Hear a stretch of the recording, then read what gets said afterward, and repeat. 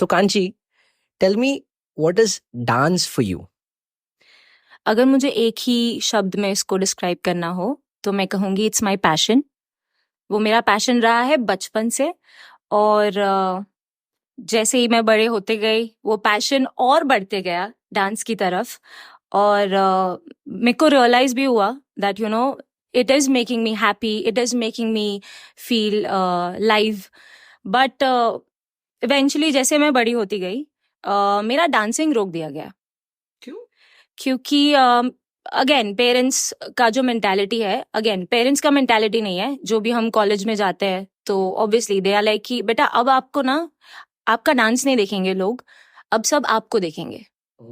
तो it does matter कि अब आप डांसिंग छोड़ दो and focus on your studies and something else rather than just this.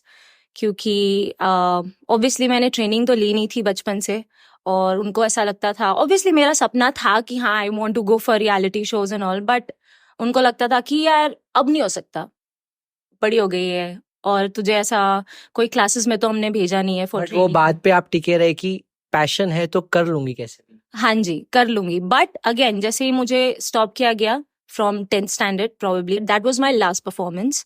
उसके बाद परफॉर्मेंस को स्टॉप करना पड़ा अगेन, क्योंकि पेरेंट्स ने बोल दिया you don't have to dance and all that. तो फिर कॉलेज में आई, ओके आई सेड कि ठीक है चलो इसको साइड में रखते हैं, लेट्स फोकस ऑन स्टडीज। चालू था मेरा स्टडीज चालू था, बट पता नहीं कहते ना वो खुशी नहीं मिल रही थी कि हाँ अच्छा चल रहा है। I was good in accounts, may be probably अगर मैं डांसिंग में नहीं होती तो शायद मैं सीए बन के बैठी होती एक ऑफिस में। पैशन है, and if you are up for it, if you are like 100% sure and if you are dedicated towards it, then yes you can. Kanchi, tell me, आपका फीलिंग क्या होता होगा जब आप बच्चों को सिखाते हैं, जो आपको एक सेलिब्रिटी टाइप देखते हैं कि हाँ इसने रियलिटी शो कर लिया तो ये हमको सही चीज़ ही सिखाएगी। क्या एक्सपेक्टेशंस रहती है उनकी, एंड आपके ऊपर, आपके दिमाग में क्या चलता है कि हाँ मेरे पर ये रिस्पॉन्सिबिलिटी है, क्योंकि वो इतना वो लोग आपको वो फीलिंग देते हैं कि हाँ यार this is the one who is gonna take me far in this, या फिर ये एक हमें चांस दिलाने का एक जरिया बन सकते हैं। So what is that feeling when you teach those kids? First of all I think Maharashtra से बाहर कहीं भी हम जाए, किसी को भी लाइक कोई भी हमारे लिए वर्कशॉप अरेंज करता है और हम वहाँ जाते हैं as a teacher and as an artist कि हम उनको सिखाएंगे। आई थिंक जितने भी बच्चे हैं ना वो लोग ऐसे मतलब उन लोग इतना खुश होते हैं, एंड वो दिखावा नहीं होता है, दैट इज देयर इनोसेंस।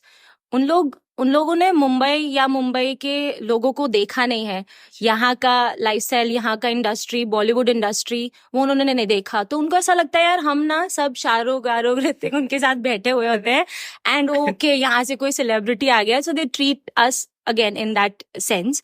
और आई थिंक वो जो फीलिंग होती है ना, इट इज वेरी ओवरवेलमिंग, क्योंकि एक तो वो लोग बहुत इनोसेंट होते हैं, दूसरा दे आर समवन जो लोग बहुत डेडिकेटेड हो सकते हैं टुवर्ड्स डांसिंग, बिकॉज उनको उनमें ना वो भूख होती है हाँ। कि हमें मुंबई आना है, हमें कुछ करके दिखाना है।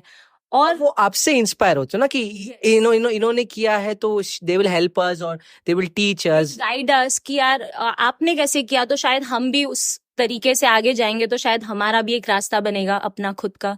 और वो लोग बहुत एंथू होते हैं जब हम आते हैं ना सिखाने, वो लोग they are very enthu. Again training does matter कि हमें हमारा जो कोरियोग्राफी होता है, हम वो रियलिटी शो लेवल का कोरियोग्राफी नहीं सिखा सकते इन लाइक 1.5 आवर्स, बट हाँ हम कोशिश ये करते हैं कि उनको फाउंडेशंस और उनको ड्रिल ऐसा दे कि उनको वो आगे जाके काम आए। हमारा जो भी स्टाइल है, चाहे वो पॉपिंग एनिमेशन हो, चाहे क्रम्पिंग हो, हाउस हो, हम ऐसे बनाते हैं, उसका कोरियोग्राफी ऐसे ब्लेंड करते हैं that is it's a mixture of foundation, जो भी हमारा स्टाइल है पॉपिंग एनिमेशन उसका जो बेसिक्स है, प्लस हमारा खुद का फ्यूजन किया हुआ हमारे अंदर जो स्टाइल है उसको मिक्स करके हम उनको कुछ सिखाते हैं, so that they get something new again, and it's easy also to catch it in 1 hour और 1.5 आवर्स।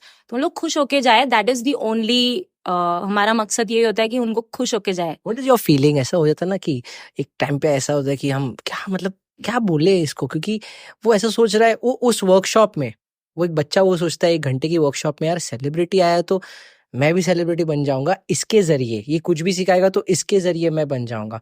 तो आपको भी पता होता है, तो आप वो कैसे डील करते हो? आपके दिमाग में क्या चलता है उस वक्त? आई थिंक जब भी मैं वर्कशॉप लेने जाती हूँ, मेरा पॉइंट ये होता है कि उन लोग ये ना सोचे कि जो मैंने सिखा दिया वो पत्थर की लकीर है, बस इससे आगे कुछ नहीं हो सकता। It is not something, dancing is not something जिसको एक दिन या 2 दिन में हमने वो पोर्शन सीख लिया मतलब खत्म हो गया हमारा डांस। नहीं, it is about upgradation, it is about learning different styles, it is to never stop dancing at all. You have to keep learning. और जब भी कोई सेलिब्रिटी आता है, आई वुड सजेस्ट कि आप लोग डेफिनेटली वो नॉलेज ग्रैब करें, यू नो, एंड अपने ऊपर काम करें। एट द सेम टाइम अपने ऊपर काम करें, बिकॉज हर एक का रास्ता ना अलग होता है। तुम्हें अपना रास्ता खुद बनाना है, तो सीखो, जितना नॉलेज ले सकते हो लो हर एक से, चाहे वो आपसे बड़ा हो या चाहे आपसे छोटा हो। बट अगर उसने डांस में अपना लाइफ बनाया है और वो अगर आपको सिखा रहा है, तो उसको सीखो, अपने ऊपर अप्लाई करो, make it your own fusion, make it your own blend and then do it. ये बात जब आती है ना ऑडिशन में सिलेक्ट होने की, ठीक है, तो लोग सोचते कि मैं अभी रेडी नहीं हूँ, या फिर मैं रेडी हूँ, तो मैं रेडी नहीं हूँ करके अपने आप को बहुत डाउट कर लेते हैं, या तो मैं बहुत मतलब हाँ मैं अभी रेडी हूँ करके अपने एक्सपेक्टेशंस बढ़ा देते हैं। तो what do you have to tell about those people who are thinking like this? I think मैं पहले उन लोगों से मिलना चाहती हूँ जो बोलते हैं कि मैं रेडी नहीं हूँ, और उनको ऐसा कब रियलाइज होता है कि मैं रेडी हो गया हूँ, यू नो, बिकॉज मैं खुद आज तक रेडी नहीं हुई हूँ। इतने शोज या इतने काम करने के बाद भी मैं अपने आप को नहीं बोल सकती that I am ready. I am never ready, I can not be ready, क्योंकि लाइफ भी हमें कुछ ना कुछ लाइफ सिखाती रहती है। It's a never ending process, हम कुछ ना कुछ नया हमेशा सीखते जाते हैं। तो मैं ये बोल ही नहीं सकती कि मैं रेडी हूँ। You just have to go for it, you have to grab that opportunity अगर आपको मिल रही है, and just be best of it, you be the best version of it. पर आप कभी नहीं बोल सकते हो कि आप रेडी हो। और अगर आप इसके लिए रुक रहे हो कि यू नो मैं जब रेडी हो जाऊंगा या हो जाऊंगी तब जाऊंगी, तो I think you are wasting your time, because opportunity ऐसे हाथ में नहीं आती है कि अरे मैं रेडी हो गई हूँ, लेकिन सामने वाला तुम्हें लेने के लिए रेडी है क्या? इम्पोर्टेंट वो है। तो उसके लिए तुम्हें हर एक अपॉर्चुनिटी जो भी मिल रही है ना, उसको पकड़ो, उसके पास जाओ, जो भी कर सकते हो करो। मिल गया, हमारा मेहनत हमारा लक, नहीं मिला, गो for it, try something else. Kanchi, ऐसा बहुत बार मैंने देखा है, ठीक है, जब भी कोई एक आर्टिस्ट सेलेक्ट होता है एक रियलिटी शो में, पीछे ना बोलने वाले बहुत आ जाते हैं यार कि she didn't deserve, he didn't deserve to be there. मैं बात कर रहा हूँ even the choreographers in the industry, ठीक है, और नॉर्मल इंसान भी जो रियलिटी शो देख रहा है, ठीक है, वो अपना कमेंट ना ऐसी फटाफट पास कर देगा कि हाँ कि she didn't deserve to be there. तो what is that feeling when you hear these things, and how do you overcome, and how do you reciprocate करते हो कि हाँ यार कि ये सुना है अभी मैंने लोगों से, या फिर मुझे सुनने में आया है कहीं से, शायद आपको डायरेक्टली भी बोलेंगे या कमेंट्स में भी बोलेंगे, तो उससे आप कैसे डील करते हो? आई थिंक जब ऐसी बातें मुझे कमेंट्स में सुनाई देती है, जो लोग मुझे दिखते नहीं है, तो वो लोग मुझे फर्क भी नहीं पड़ता उनसे, ठीक है, जब तक मेरे सामने आके मुझे कुछ ना बोल दे।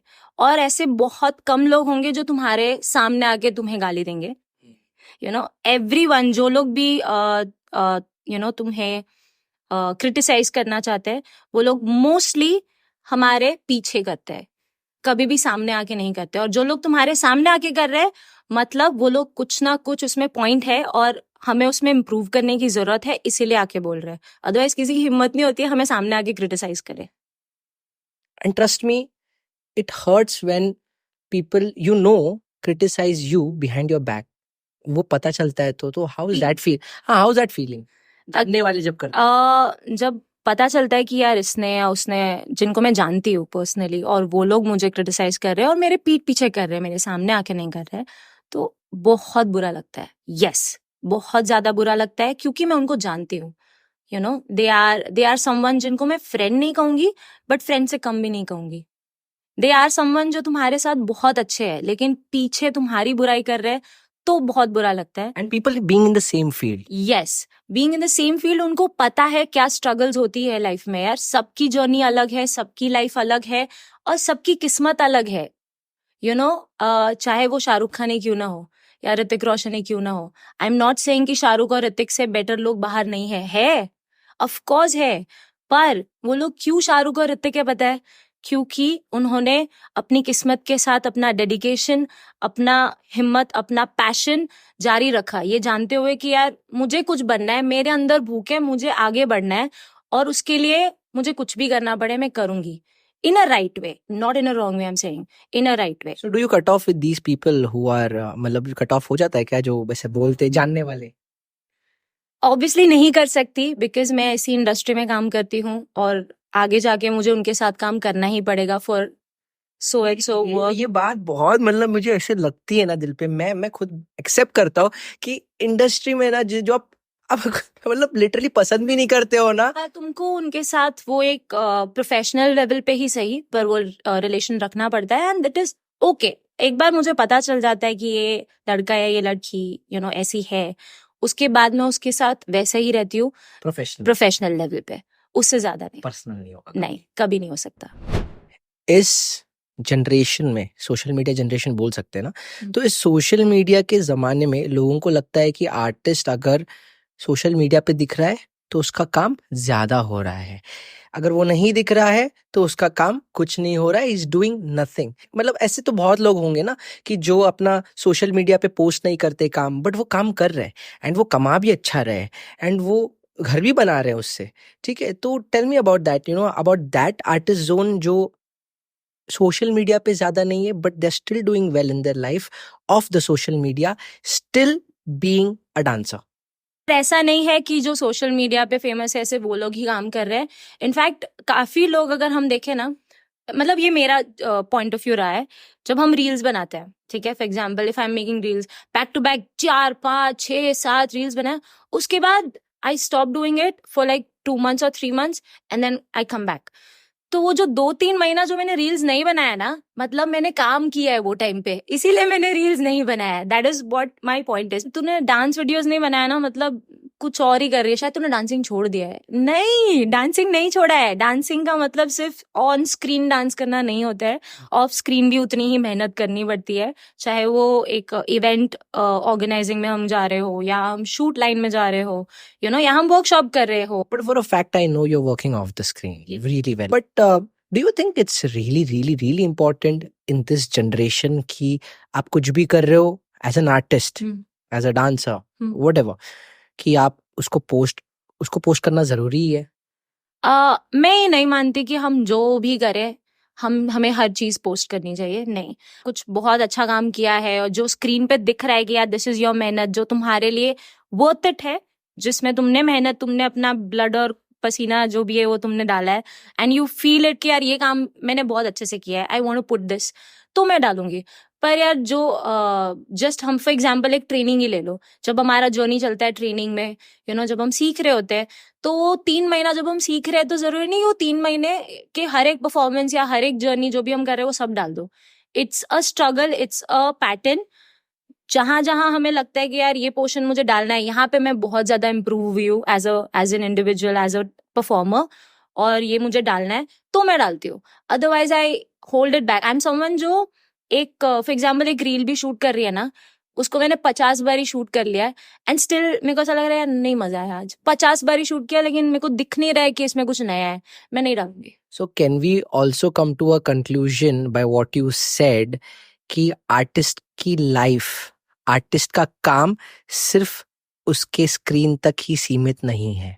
सो कांची, आपने बॉलीवुड मूवीज में भी डांस किया as an artist. Bollywood movies में जो डांसिंग होती है और स्टेज पे जो डांसिंग देखते हो, जैसे कि रियलिटी शोज हो गया, लाइव इवेंट्स हो गया, वो कितना, मतलब मेजर डिफरेंस क्या होता है उसमें?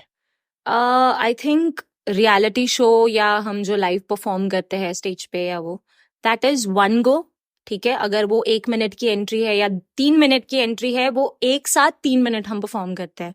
लेकिन वही चीज जब हम शूट करते हैं मूवी के लिए, तो वो 3 मिनट तुम्हारा 12 घंटा 12 आवर्स ले लेता है, तो it is like one shot per time, like 10 seconds, 15 seconds, 20 seconds, according to the choreography, according to the set or background they want to change. तो उस हिसाब से होता है.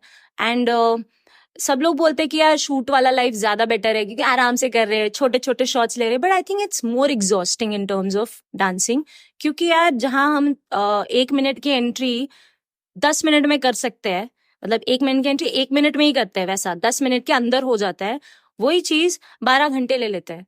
तो उतना ही हमारा बॉडी एग्जॉस्ट होते रहता है, उतना ही टाइम लेता है, उतना ही एफर्ट्स और ज्यादा डालना पड़ता है for every seconds, for every 10 seconds और 15 सेकेंड्स का जो हम शूट कर रहे हैं. And that's your perspective, right? But if I से कि एंड रिजल्ट मैटर करता है क्योंकि वो चीज ब्यूटीफुल दिखेगी स्क्रीन पे and that will grab more audience and people will watch it in a very different way. तो वो सही नहीं है, इट्स स्टिल एग्जॉस्टिंग. मतलब अगर वो करना चाह रहे हैं कि इसको और अच्छी तरीके से दिखा सकते हैं हम 12 घंटे लेके भी, तो वो क्यों ना करे? क्या होता है पता है, 12 घंटे ना हम एक ही मूड में नहीं रह सकते. प्रॉब्लम वो है, वी आर समवन जो हमारे मूड स्विंग होते रहते हैं. अगर हमको बोला एक हैपनिंग गाना है, you have to smile throughout the day, पूरा 12 घंटे हम वो स्माइल करके सेम कोरियोग्राफी को बार बार रिपीट करके एवरी शॉट के लिए we can't do that. That is exhausting, that is what I am saying. और जब शूट होता है तो we have to go accordingly. पर हाँ, that is exhausting when it comes to dancers. जबकि जब हम रियलिटी शो करते हैं तो दैट इज आर स्ट्रगल, हमारा जो मेहनत है ना वो दिखता है वहां, क्योंकि वो वन गो होता है, मतलब आर या पार वैसा वाला सीन होता है. मतलब जितना भी एनर्जी है, जितना भी ताकत है, लगा दो एक ही बार में, you have to perform best. ठीक है, तो वो जो एक बार हमने अच्छा परफॉर्मेंस दे दिया ना, उसके बाद जो खुशी मिलती है ना, आई थिंक वो शूट पे नहीं मिलती. ऐसा होता है ना कि बोल सकते कि डांस सोसाइटी में, डांस कम्युनिटी में फीमेल्स को लेके, मतलब लड़कियों को लेके रिस्ट्रिक्शन क्या है when it comes to timings. मतलब यहाँ पे इतने बजे घर आ जाओ, इतने बजे रिहर्सल खत्म कर लेना, कैसे भी करके आ जाओ. क्योंकि since you are from Mumbai, you know कि यहाँ पे रिहर्सल टाइम बहुत ही ऊपर नीचे है, कभी भी है, कभी नाइट शिफ्ट है, कभी डे शिफ्ट है. तो उसके लिए आप कैसे डील करते हो and what do have to tell about the parents? मेरे पर्सपेक्टिव से फीमेल्स में बहुत होता है ये कि ये टाइम पे बेटा घर आ जाना. तो सेफ्टी कंसर्न तो है ही, but when it comes to artistic zone, how it is supposed to be? I think ये चीज मैं अपने पर्सनल एक्सपीरियंस से ही कहूंगी कि हाँ, टाइम लिमिट मेरे को भी था और अभी भी है, ऐसा नहीं है, पर पहले कुछ ज्यादा ही था जब मैंने अपनी डांसिंग जर्नी शुरू की थी. तो ऑब्वियसली उनके लिए, मतलब अगर लड़की 12 बजे घर आती है ना, मतलब तो बहुत कुछ हो गया है रात को. आई स्वेयर उनको, और ये पेरेंट्स को नहीं लगता, हमारे जो नेबर्स होते हैं, हमारे जो रिलेटिव्स होते हैं, उनको लगता है कि यार ये लड़की 12 बजे तक कर क्या रही थी. और उनको ये सवाल आता है और उन लोग हमारे पेरेंट्स को कॉल करके कहते, बेटी 12 बजे आई थी, आपने बहुत ज्यादा छूट नहीं दे रखी उनको. तो वो मेंटालिटी अगर पेरेंट्स में नहीं भी है ना, तो उनमें डाली जाती है, और वो हमारे ही रिलेटिव्स या हमारे ही नेबर्स होते हैं जो वो डालते हैं. उनको अपने घर पे नहीं, उनको दूसरों के घर पे क्या चल रहा है उसमें ज्यादा दिलचस्पी होती है. तो आई थिंक वो चीज मेरे साथ भी हुई है. जहां मैं रहती हूँ वहां पे there is no travelling scope. मतलब अगर तुम्हें ट्रेन जाना है तो there is a scheduled train for it. ठीक है, and there are like limited times. I think रात का 7:30 या 8 बजे का जो ट्रेन है ना, that is the last train. उसके बाद there is no train only. तो फिर नाइट रिहर्सल अगर आपको, मैंने बोला कि अंधेरी में है, आपका 12 बजे से लेके 4 बजे तक चल रहा है, तो फिर कैसे आप रिटर्न जाओगे? तो उस टाइम पे आई थिंक ये ओला, उबेर, वो सब तो अभी आया है, पहले तो नहीं था. And it is obviously very costly अगर हम डेली पर्पस पे ऐसा ट्रैवल करें तो, कैब्स ले रहे तो आई थिंक रिक्शा था, ऑटो रिक्शा एंड बसेस में भी देयर वर शेड्यूल्ड बसेस. तो और वो शेड्यूल्ड बसेस भी ऐसी है ना कि अगर मुझे भिवंडी के लिए बस पकड़नी है ना, तो there is no time for it. You have to just go and just stand at the bus stop and just wait for it. बस कभी भी आएगी. तुम्हारा किस्मत है तो 5 मिनट में आ गई, नहीं है तो भाई 1 घंटे वहीं खड़े और बस नहीं आई. तो आई थिंक रात को जब मैं घर जाती थी, क्योंकि मुझे पता है मुझे लेट हो रहा है, मुझे गाली नहीं सुननी है मेरे पेरेंट्स से, तो मैं उतना सेव करती थी और मैं प्रेफर करती कि मैं रिक्शा से चली जाऊँ. I used to like literally change 2-3 auto rickshaws just to be at my home, क्योंकि एक पर्टिकुलर एरिया से आगे नहीं जाता है वो रिक्शा भी। तो रिक्शा में भी मुझे 3 रिक्शा चेंज करने पड़ते थे just to be at home. ठीक है, तो आई थिंक वो चीज ना उनको दिखाई नहीं देती है, पेरेंट्स को वो स्ट्रगल नहीं दिखाई देता, उनको सिर्फ दिखता है टाइम।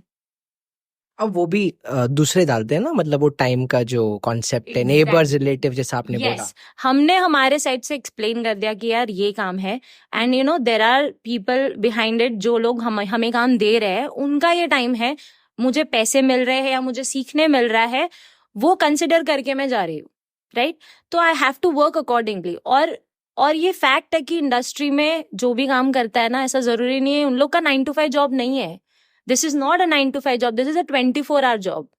हम कभी भी कोई भी टाइम पे हमें बुलाया जा सकता है, हमें हमारा काम डिलीवर करना है, and you have to come back. It's up to you how you work. If when you say it's a 24-hour job, it applies to the artist also, because वो जब खुद से मतलब काम भी करता है, तो वो ऐसा नहीं कि मैं सुबह रिहर्सल खत्म कर लूंगा, शाम को शूट कर लूंगा।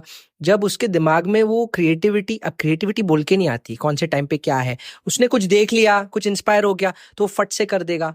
नहीं आ रहा है कुछ दिमाग में तो फिर वो क्या करेगा, वो जबरदस्ती क्रिएटिविटी आप नहीं निकाल सकते। तो टाइम लिमिट नहीं होना चाहिए आर्टिस्ट के लाइफ में, है ना? हाँ, अगेन जैसे मैंने कहा ना, मूड स्विंग्स होते हैं, वैसे भी हमारी लाइफ भी उसी मूड स्विंग्स पे डिपेंड करती है कि आज अभी मेरा मूड है, या मेरे को ऐसा कुछ चीज देख के इंस्पायर हो गए, मेरा मन हो गया, मैंने कुछ बना लिया, कुछ क्रिएटिव वो टाइम पे बना लिया। लेकिन यार कभी ऐसे बहुत सारे दिन जाते हैं जब हमें कुछ नहीं मिलता। तभी पेरेंट्स को ये कहना चाहती हूँ कि जिस फील्ड में हम है ना, जो आर्टिस्टिक फील्ड में हम है, उसके लिए ना there is no time, there should be no time barrier. क्योंकि यार दिमाग 24 hours फोकस्ड नहीं रह सकता, 24 hours वो क्रिएटिव नहीं रह सकता। There is a time zone, there is a mood swings also. जब हम कोई चीज से इंस्पायर होते हैं, accordingly our brain works, right? तो वो रात के 3 बजे भी हो सकता है, अगेन यू सेड सुबह के 6 बजे भी हो सकता है, वो कभी भी हो सकता है। तो there should be no time barrier for it. उन पेरेंट्स को समझना चाहिए कि जो फील्ड में हम है ना, उसके लिए ना हमें टाइम दो, हम पे भरोसा करो और हमें टाइम दो, क्योंकि हमारा हमें हम कुछ गलत नहीं कर रहे बाहर जाके। एग्जैक्टली हम कुछ गलत नहीं कर रहे, उतना ट्रस्ट करो हम पर, क्योंकि हम अगर इस फील्ड में है ना, it's just purely and purely because of our passion, our life evolves with it and revolves around it. It is a fact कि जब हम पैदा होते हैं, हमारा एक लाइफ जो होने वाला है ना, जो हमें पता भी नहीं है, वो हमारे पेरेंट्स ने ऑलरेडी डिसाइड करके रखा है कि बेटी ऐसा करेगी, ऐसा खाएगी, ऐसे बड़ी होएगी, इतना काम करेगी, शादी करेगी, बच्चे करेगी, घर संभालेगी। That is their life journey, that is the story, they have already written it. जो कि नहीं करना चाहिए पेरेंट्स को, कभी नहीं करना चाहिए उनको। Not few, a lot of words about the college events calling you for free judging. I think ये सारे कॉलेज इवेंट्स, कॉलेज जो सुपीरियर्स है, जो लोग ये सुन रहे हैं, उनके लिए है कि अगर आप लोग हमें बुलाते हो to felicitate an event, to जज an event, I think you should, and if you are considering us as an artist और अ सेलिब्रिटी, आई थिंक उतनी ही डिग्निटी के साथ हमें आपको कुछ देना भी चाहिए। देते तो है वो लोग, एक गुलदस्ता, एक समोसा, एक सैंडविच, एक फैंटा की बॉटल। हाँ, आई थिंक हाँ, उसी के लिए हम जाना चाहते हैं ना, उसी के लिए तो हम मर रहे हैं, इसीलिए तो हम काम कर रहे हैं इतना। इसीलिए हम आपके जो भी बच्चे हैं उनको हम फेलिसिटेट करके हम अपना एक्सपीरियंस शेयर करना चाहते हैं, और उनको कहना चाहते हैं कि बेटा आप भी आगे बढ़ो लाइफ में, और आगे जाके इसी कॉलेज के लिए वापस फ्री में आना, या कोई भी कॉलेज के लिए वापस फ्री में काम करना, right? That is what you are saying. That is what I have faced. I'm not saying that is what I have also faced. That is what I have also faced, that they want us to come, they want us to be an artist, और हमें उस artist zone में बुलाना चाहते हैं। लेकिन यार पैसे है नहीं, पैसे है पर आप देना नहीं चाहते हो। यार मैं ये नहीं बोल रही हूँ हमको 1 लाख 2 लाख 3 लाख इतने बड़े अमाउंट दे दो। एक जेस्चर होता है, किसी को बुला रहे हो तो उनके सम्मान के लिए कुछ तो दे दो। Just give anything. I'm not expecting too much out of it, but I'm expecting something. अगर हमने इतना मेहनत किया है, और अगर आप हमें कंसिडर कर रहे हो एज आर्टिस्ट, हमें कुछ तो दे दो। गाइज मैं सच में बता रहा हूँ कि मैंने भी कॉलेज इवेंट्स ऑर्गेनाइज किए। मैंने 2 बार 2 आर्टिस्ट को बुलाया है, ठीक है? मैंने कभी भी फ्री में नहीं बुलाया उनको, क्योंकि मैं समझता हूँ कितना स्ट्रगल है। मैं एक रियलिटी शो कर चुका था, मुझे पता है कैसा लगता है, कैसे बुलाना चाहिए। तो ये तो मुझे बोलो ही मत कि सर आपको या फैज़ान आपको पता नहीं कि कॉलेज इवेंट्स ऑर्गेनाइज करने में कितना मेहनत जाता है, हमारे पास जेन्युइनली फंड नहीं, नहीं, नहीं, नहीं। स्पॉन्सर आ भी सकते हैं, आपको पैसे दे भी सकते हैं, तो इवेंट ही मत करो इससे अच्छा। अगर आपके पास स्पॉन्सर ही नहीं है, सिर्फ कॉलेज का नाम बढ़ाने के लिए मत करो वो चीज़। अगर आपको करना है इवेंट तो अच्छे से करो या तो नहीं करो, क्योंकि मैंने बुलाया है, मैंने पैसे देते हुए भी देखा है और मेरे सामने ही डील हुई है कि हाँ this is your check, because artist is happy, college की तारीफ हुई, सबकी हुई तारीफ कि हाँ ऑन अ होल इवेंट बहुत अच्छा हुआ। बट छोड़ दो यार, पैसा किधर जाता है समझ नहीं। मैं भी आज तक ये समझ नहीं पाई यार, ये पैसे जाते कहाँ है?